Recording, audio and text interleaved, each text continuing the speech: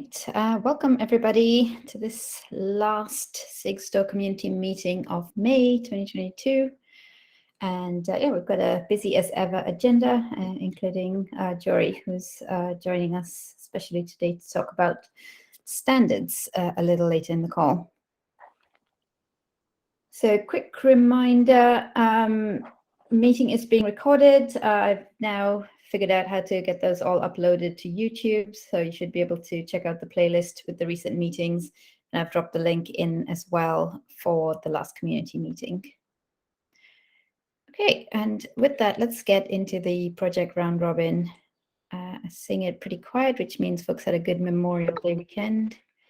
But anyone have any updates for Rico? I actually had just one thing. I think Carlos released the 0.7 a few days ago, which had all the sharding downtime changes that we have made. So I will probably be trying to shard staging this week. Awesome, thanks, Bea. And Fulcio. No major updates. Anything? Thanks, Aiden. Cosine, anything to report? Okay, and over to Git sign, and this is yours, Billy.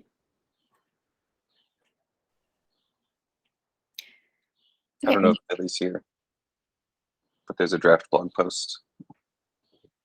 Yeah, folks, please take a look at the draft. Billy's written up a nice post about Git signing. So any feedback, welcome, and it will be great to get this up on the Sigstore blog this week.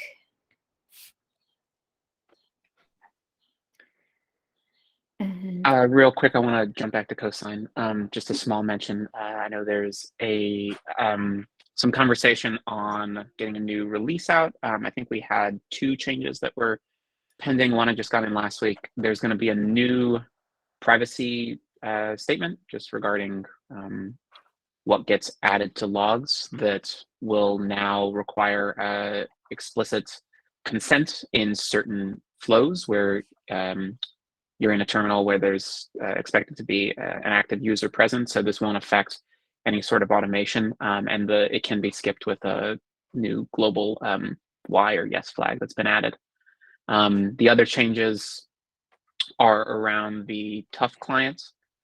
So there was a bug that we found from the root signing that's actively being fixed. And also related to that, there are some end-to-end test failures in this space too that we are working through, and those should hopefully all go out soonish, which is a bit of a large PR that we're working through right now. And yeah, so hopefully once those are both in, we should be able to cut a new cosine, I believe. great. Okay, any, oh no, we're going to jump back to Esket. See, there's no news. Yeah, we have some folks starting this week at ChainGuard who might hopefully be co-opted into contributing. So that'll be nice. Great, thanks, Jason. Okay, over to Sigstore GA. So we're ready to migrate our zonal cluster to a regional cluster, which unfortunately requires a bit of downtime. So we're aiming for this downtime to either be Wednesday or Thursday. We haven't quite finalized it yet, as we do our some last minute due diligence of confirming everything.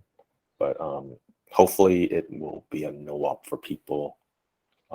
There is a migration plan and a rollback plan. So if people have any major concern, feel free to add a comment there. But hopefully the downtime should be under an hour, aiming for less, depending on how quickly we could go through the process. Great, thanks for that update. Any questions or comments? And we'll be announcing that downtime in advance, right, Kenny? Yeah, we'll announce it on Slack. Perfect.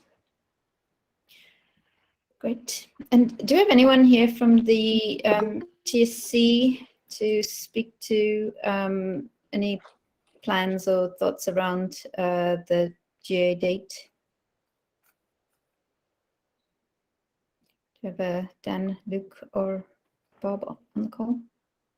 Yeah, I guess I'm the only one here. So yeah, the quick update is TAC meeting last week. We discussed kind of both the definition for GA as well as the desire to get to a more concrete plan. The agreed to next step was that the next TAC meeting at June 9th, we will review a proposed plan of what it would take to get to a 99.9% SLO with 24/7 on-call coverage. I think it's definitely a step forward from where we are today of a best effort experimental flagged service. So making sure that we truly understand all the different dimensions of that plan, both from the robustness of playbooks to how confident that we feel that the rotation schedule is workable, to a whole slew of other things. We've got a fair bit of work to do here in the next 10 days to get that plan ratified and signed off on, but that's the current schedule, is that we will look at that plan and hopefully make a determination in terms of sizing and how long that would ultimately take, and then adjust accordingly. Awesome. Yeah, no, that's a great update. Thanks for sharing that. Any questions, comments?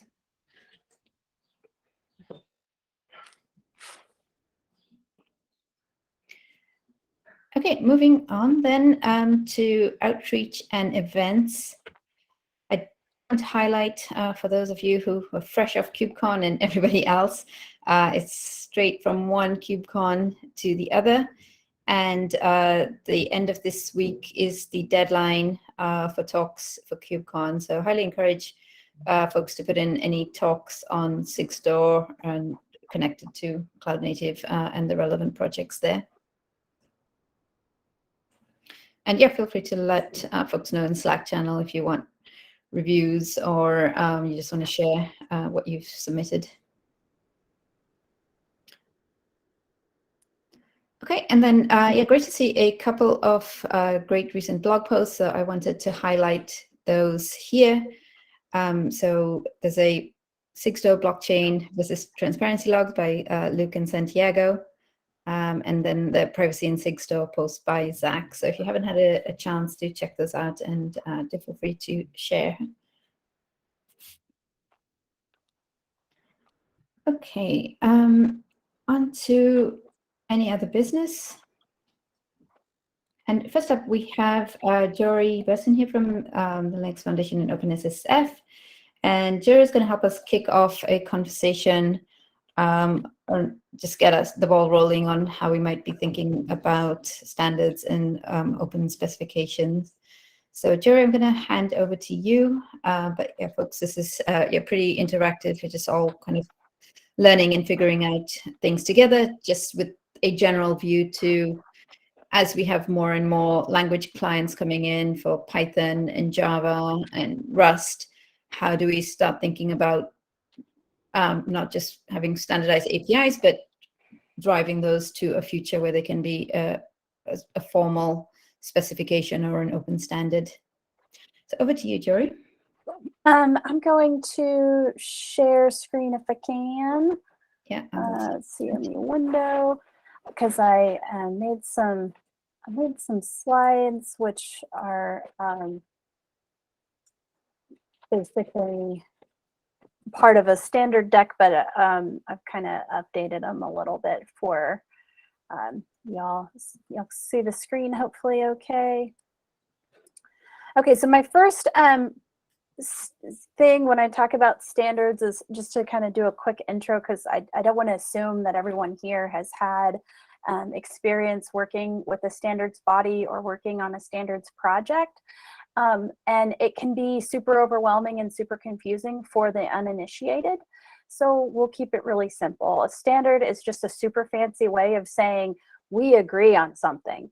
And you can have different levels of standardization, right? You can have what we often consider a community standard, which is where, you know, a group like you all have gotten together and said, this is the way something should work.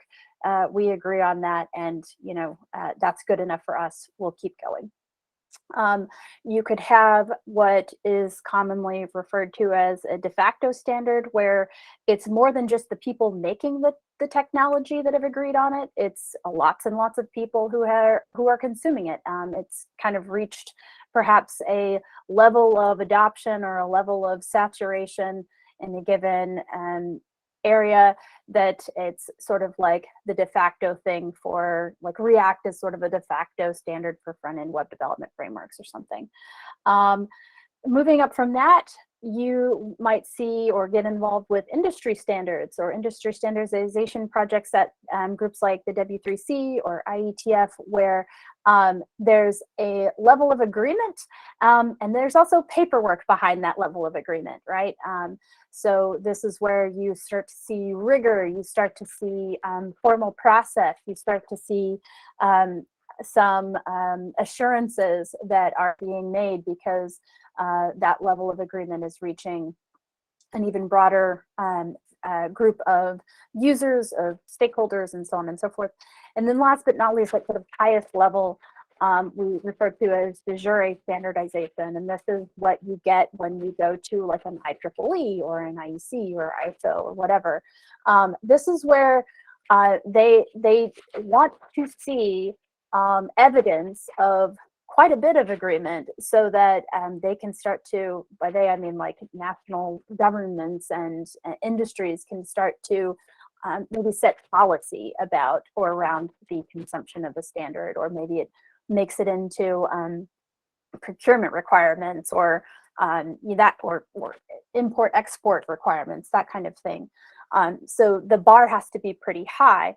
And so standardization is just a fancy way of saying, here's how we reached agreement, and here's the proof that the burden of proof that we have to reach to sort of evidence that level of agreement.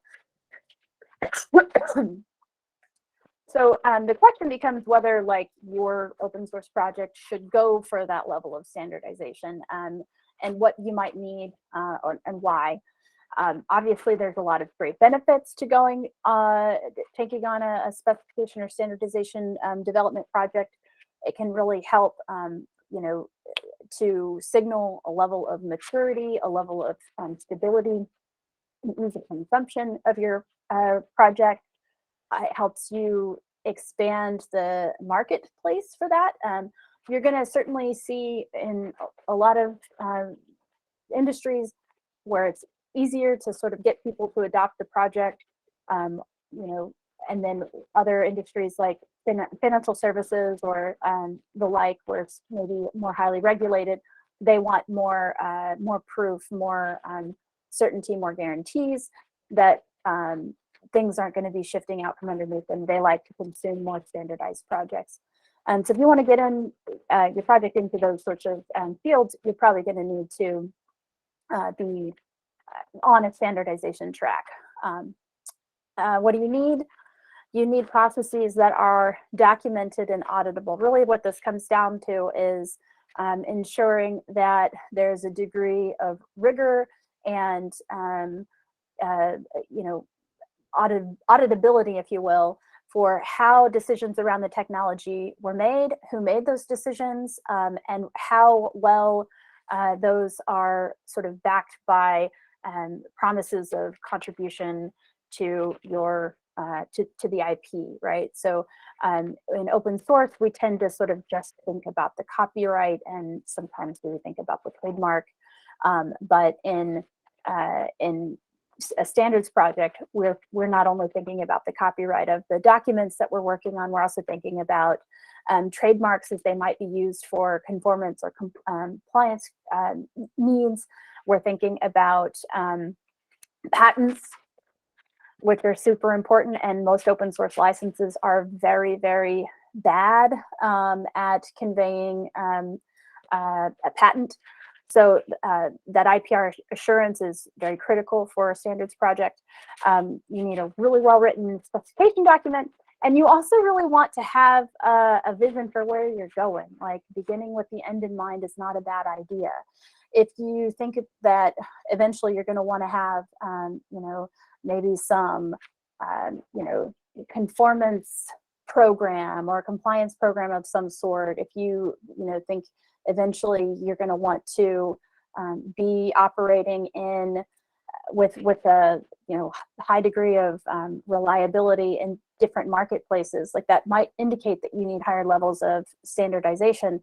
And so beginning to operate with some of the rigor that you're going to need to reach those levels is not a bad idea.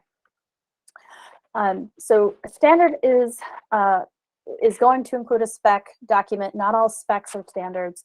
A spec is just basically a type of recipe document. It's not effectively like the cake itself, but it's going to tell you how you can make one.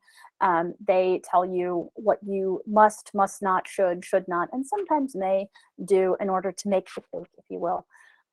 They will tell you what parts of that recipe are normative versus non-normative. Is an open-faced sandwich a sandwich? That would be a great question for answering a spec for sandwiches. They tell you what other specs you might need to conform to as a dependency of your spec. And specs also help make it a lot easier to implement your technology. So things that you should see and include in these documents are like glossaries and making sure, you know, it's easy for a person to read, that there's clear conformance criteria, that where something may need to be bolstered with an example, you have notes, maybe not an excessive amount of notes, but you're using notes and things like that. Also, what's the status of this particular spec? Is it a draft? Is it an editor's draft? Is it you know, a committee specification? Is it actually a standard? So those are things to include in your spec template. Specs are very useful for open source projects. They can really help, again, advance your technology in different fields. They can help make it easier for your technology to be part of products and services. They help signal performance, predictability, maturity, etc. And obviously, big reason for specification is to drive interoperability. With today's standards makers, what many of them are looking for is a way to develop standards that look and mirrors and feels a lot more like the way that open source developers get together and get to work quickly on open source projects. So some ways in which these two things are often being sort of packaged together and really driving a lot of value, you see in like documentation, you see in reference implementations, test suites, conformance test suites, the materials around a spec that really support its adoption, like statements of use. You see it increasingly in the actual processes. So feedback and comment disclosure processes, which are common in a standardization process. Moving that into GitHub is a big another sort of way. So they really work well together. And to kind of drive that point home, the Linux Foundation a couple of years ago combined with the Joint Development Foundation, the JDF, picked that group up to help expedite this process and sort of demonstrate to the traditional standards people how open source can be leveraged to like really speed this up. So standards body is just the organization that provides the housing for the governance and the legal and the finance and the IP and all of that sort of stuff that might, you know, come to bear. They provide that governance model. And again, because for a lot of projects that want to hit those higher levels of standardization, those governance processes have to be much more baked. They've got to be a little bit more, not a little bit more, sometimes a lot a bit more baked than they often are in our kind of open source world, where we've kind of do what makes sense for the community. In a standardization track project, you generally have to hit a standard, if you will, of demonstrating an agreement. So the JDF provides all this boilerplate for companies to get together and make commitments to collaborate easy. That sort of spins up that structure really fast because the boilerplate legalese is provided, the boilerplate patent and copyright and trademark agreements are provided, and there's a standard sort of pattern for the governance model provided in order to, again, help the project take their collaboration from maybe a community or a de facto standard to something that is able to reach ISO one day. So while the JDF overhead kind of does that from a traditional angle, there's also been quite a bit of interest in maybe providing this same type of training wheels, if you will, for pre-standardization activities to get to the formal paths with less friction. So without necessarily having to go spin up a legal entity at the outset, what can a project do to start down the path of standardization as it figures it out? And that's where the community spec comes in here. So with JDF, the legal team got together and started really distilling down what the base templates are, what the base process needs to be for a group to get together, collaborate on a specification that would have the ability to one day be an ISO standard when it grows up, if it wants to. So this takes into account the licensing concerns that you are going to need to interrogate. It takes into account the decision-making processes that have to be hit, and all those kinds of formal terms and things that are necessary for formal standardization later down the road. You can see the community spec on GitHub. So this really was a tool that the LF legal team wanted to put out on GitHub so that we can effectively like dog food and use the tools that our open source projects use in order to provide standardization solutions in an open source friendly way, that kind of thing. So it's all out there on GitHub. And this is basically a repo of how how to kind of get started from scratch. We've got a lot of information in this repo about how to consume and use the community spec license, which is a license specifically for open source projects that are going to work with a standards component of some kind. So you've got your copyright, you've got your patent, you've got your trademark covered in an open way. You have the scope documents that you need. You have the governance processes that you need.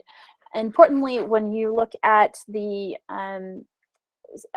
a standard standardization project, you really do have to have a process for making sure that the person or persons who are contributing material into that document have agreed to the the terms of the IPR terms.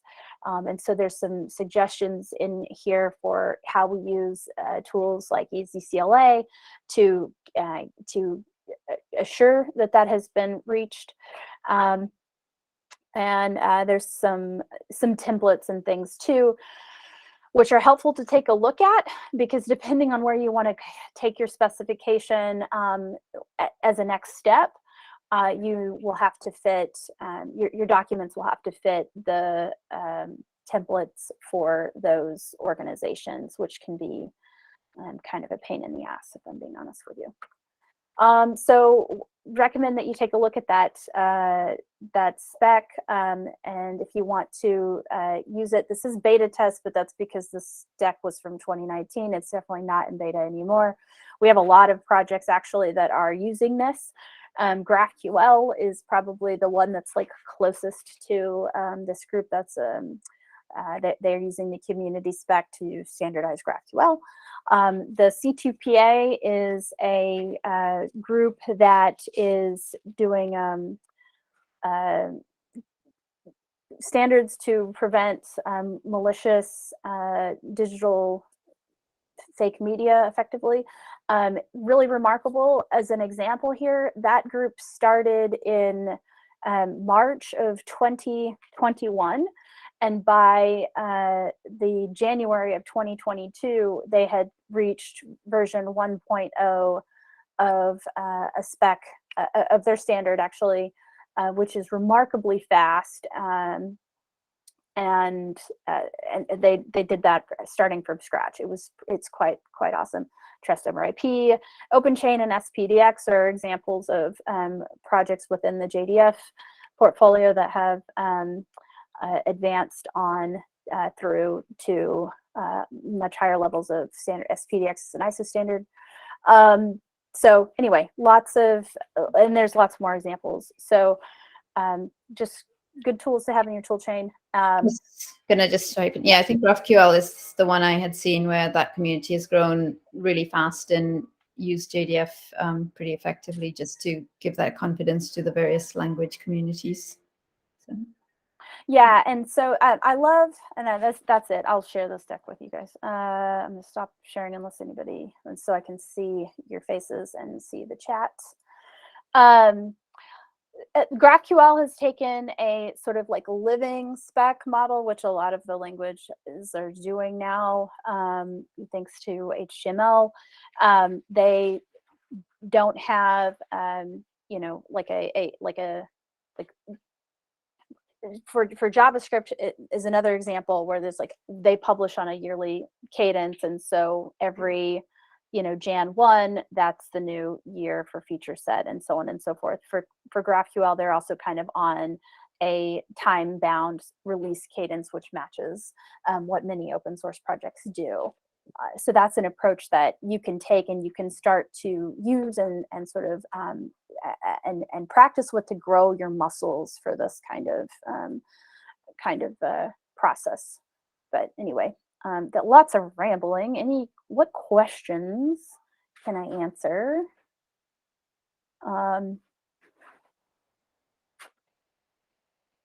Unless I'm super clear as mud, as I like to say. Probably easiest thing to do in terms of like getting started would be like taking a look at the community spec repo, and then because that process was designed to work with open source, you can actually start your standards project in a repo on your Sigstore org. Just apply the community spec license and start, and you already have some of the structure that we'd be looking for, right? You have Dan, Luke, and Bob. You have a TSC or TAC that can start to kind of to be that main group that we look for in the in our JDF projects. There's typically a technical steering committee and working groups or task forces that may be tasked with specifying certain aspects of the project, but those report up to the TSC, which is very similar to how we have our open source projects. So you can see it's like not that far off from what you're kind of already doing. The objective is just a little bit different because you're writing a recipe. The sort of, again, the assurance that we're looking for is higher. We have to have a bit more rigor around documenting decisions, documenting discussion, documenting who's there, what they're committing to, that sort of thing. But I don't think it's going to be a big stretch for this group to try out for sure.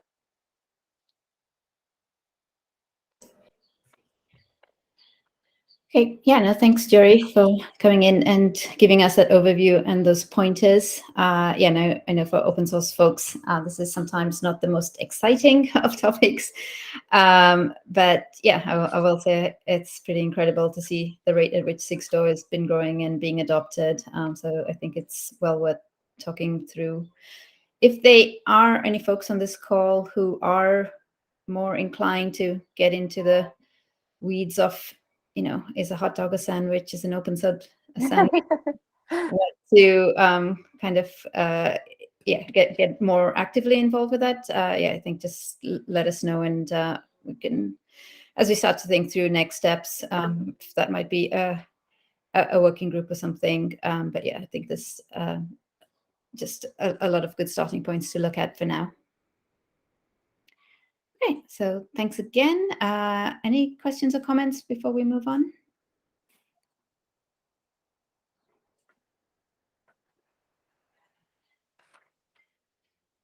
Okay, so thanks. And yeah, thanks for sharing the slides. We'll drop them into the doc. Great. Let me go back to sharing the agenda.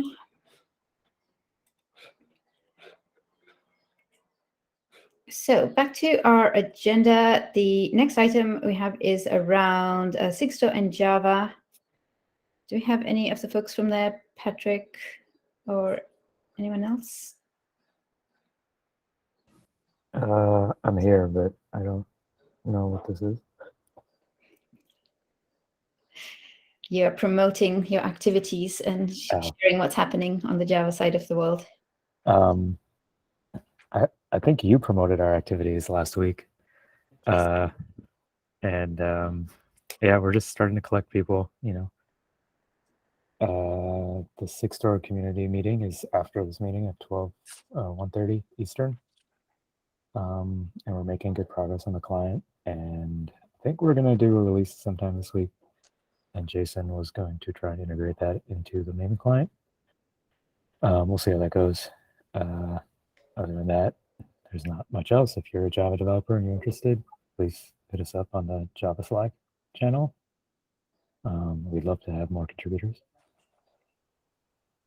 Awesome.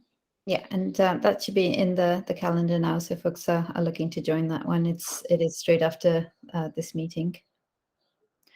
Right, Git sign and GitHub actions.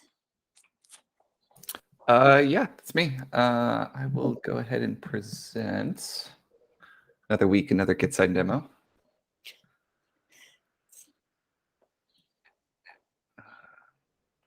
Window. Cool. So if you were around me during KubeCon EU, you probably saw me hacking away at this. But this was something we've been talking about since the beginning of Git sign, which is how can we start sort of introducing Git sign into sort of CI/CD workflows, and in particular using things like GitHub Actions or anything that sort of produces OIDC credentials to basically start signing commits as part of like CI flows. So this is what this does. So this is just a pretty simple GitHub action. And what's really, really cool about this is that you basically just need one line, and it works pretty much with any Git tool that like respects a user's Git config. So there's a few sort of scenarios that I have as sort of examples. So if you remember the demo from last week for verifying commits, so you can do that pretty simply. would just install the tool, git verify commit, it works. So I have an example here. So it runs it as part of the action, verifies the commit, you get that green check mark. And then also things that write commits. So this is the sort of the more interesting bits. How can we sort of flip this into other tools that are making commits? Think Dependabot, think anything that like Dependabot, Ratchet, anything like that will like go into your repo and say like, hey, here's this new change. So again, pretty simple. You just need to set the permissions, install it once, and then everything else is completely unmodified, which is really, really nice. The logs aren't that interesting because it's basically the same as before. But we do get this nice little PR, and you can see it's verified, sigstore.dev. And we can sort of go and inspect the certificates. And as I've shown before, what's nice about the code signing cert is that it actually has the, hey, this is the actual GitHub Actions job that ran at this commit for this PR, stuff like that. So it's really, really nifty. We put this in our open source repo, so feel free to try it out. David, do you have a question? Not so much a question, but my standard hobby horse. Whenever, can you hear me first of all? Mm-hmm. Okay. Yeah. Whenever you're talking about signing and Git, make sure you repeatedly over and over say cryptographic signing, because everyone knows what signing means. It means adding a text line saying signed up by. So we got to make this clear. Otherwise, people will say, I don't need a tool to add one line of text onto my Git command. I can just reconfigure my tool to do it now. So I know you've heard it before, but please, otherwise it's going to be a hard habit to break. I'm sorry? It's going to be a hard habit to break. Well, yeah, but the challenge is going to be people are going to ignore your good work, and we don't want that. That's I have a positive goal here for my whining. Thanks. Luke? Yeah, sorry, I had a child to attend to my end. One of my kids walked in. So what's the ask here? Oh, no ask. There's just well, no, there is an ask. My ask is okay. the word signing is irrelevant. Forget what you want is no, I'm not talking about your point, signing. David. Why Billy presenting this? I was just wondering why. I didn't know, your point might have been valid, but I wasn't asking. I was asking why this is being shown. Is it just sort of a? Oh, sorry. Yeah. Not to negate your point. So. Yep, just a cool demo showing Git sign and GitHub Actions. That's all. Okay.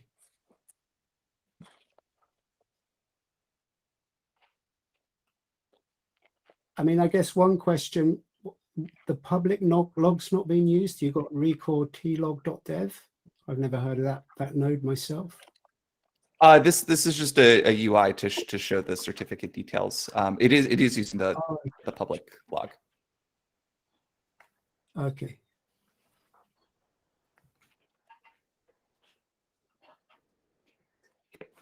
Okay, I don't see any other hands. So yeah, no, thanks, Willie. Great. Do we have any other business? We finish off with the introductions for anyone who's new or relatively new would like to give some introductions. But just before we get into that section, any other business? Yeah, Sally. Hey, yeah, I'm new. I'm just getting to know this community. I'll be doing some work with Sigstore and Podman, and also I want to incorporate it into another tool that I'm working on. So I'm just here to learn and hopefully be able to help. Awesome. Yeah, glad you could join us and very welcome. Okay. Any other new folks? Jarvis. Hi there. Myself and someone else on the call called Taris. We're both from Wise. We're looking to try and start using Sigstore more internally and then maybe contribute things back if we find cool stuff. Met some of you folks at KubeCon EU. So yeah, it looks like a really cool product and want to see how it goes. Awesome. Yeah, no, that's great. And yeah, really glad you could join us. definitely keep us posted. And if you ever want to do any demos, yeah, more than welcome. Hi, I bounce in between a lot of different OSSF meetings. I don't know if I've introduced myself here. My name is Jonathan Leitschuh. I'm an open source security researcher, and I'm the first ever Dan Kaminsky Fellow. So yes, I don't think I've introduced myself here before though. So Perfect. Yeah, no, thanks for saying hi and just letting folks know who you are. Very welcome.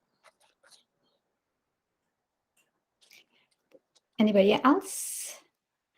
And yeah, for existing folks and new folks, you know, do feel free to get stuck in. If you have joined the mailing list, you'll have access to edit the minutes. So feel free to put things on the agenda. If you'd like to see something discussed or you'd like to demo something, do feel free. You're more than welcome.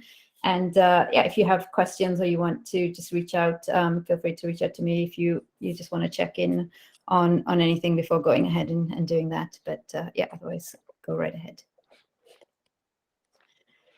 Okay, anything else? Luke, is Luke still on the call? Luke, we had a question about the Jubilee in the UK and when that is and what's happening with the Queen's Jubilee. Sorry, Luke, that was my question.